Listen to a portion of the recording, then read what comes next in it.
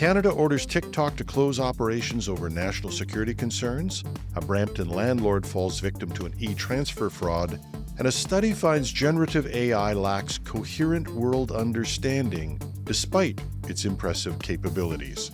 Welcome to #Trending. I'm your host, Jim Love. Let's get into it. The Canadian government has ordered TikTok to wind down its Canadian operations, citing national security risks. The decision follows a national security review of the popular video app led by Canada's security and intelligence community. However, Canadians will still be able to use TikTok as the government is not blocking access to the app.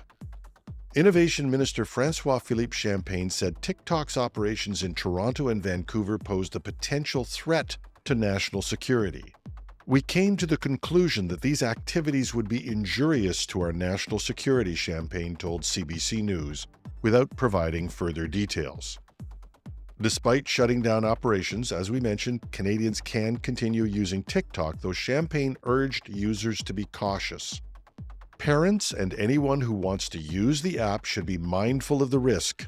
Critics claim that TikTok, owned by Chinese firm ByteDance, could expose user data to the Chinese government, a claim that TikTok has denied. TikTok plans to challenge the shutdown order in court, calling the decision harmful to Canadian jobs. The move comes after the U.S. raised similar concerns, flagging the risk that Chinese authorities could compel ByteDance to provide access to user data.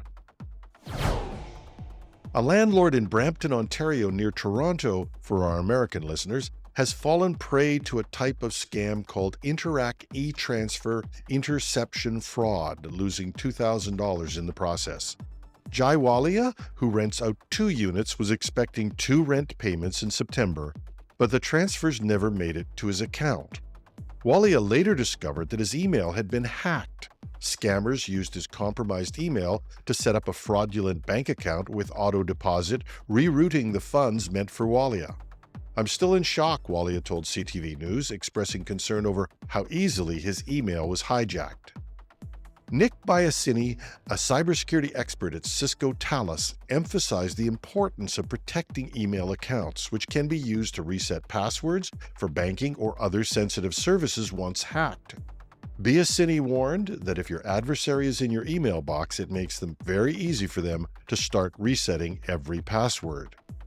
To prevent such fraud, experts recommend using auto deposit, which directs e-transfers to a verified account without needing security questions. While one of Walia's tenants recovered their money, the other is still out $2,000. Walia has since switched to auto deposit to protect himself from further scams.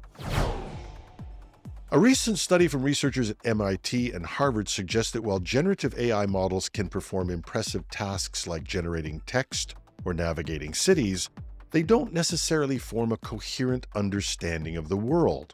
This was demonstrated recently through experiments showing that AI models, despite accurately providing driving directions in New York City or making valid moves in a game like Othello, struggle when conditions change. For example, when streets were closed in New York City, the AI's accuracy dropped significantly.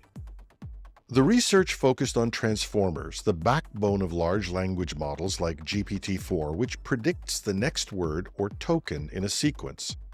Despite their predictive power, these models can perform well without truly understanding the underlying rules of the tasks, like how streets connect or how game strategies work. The researchers created 2 new metrics, sequence distinction and sequence compression, to test whether the models could form an accurate world model for tasks like navigating and playing games. Surprisingly, models trained on randomly generated data formed more accurate world models than those trained on data from strategic choices. The study found that while these AI models can appear to understand tasks, they often rely on incomplete or incorrect internal models, as seen in the case of AI-generated city maps filled with non-existent streets.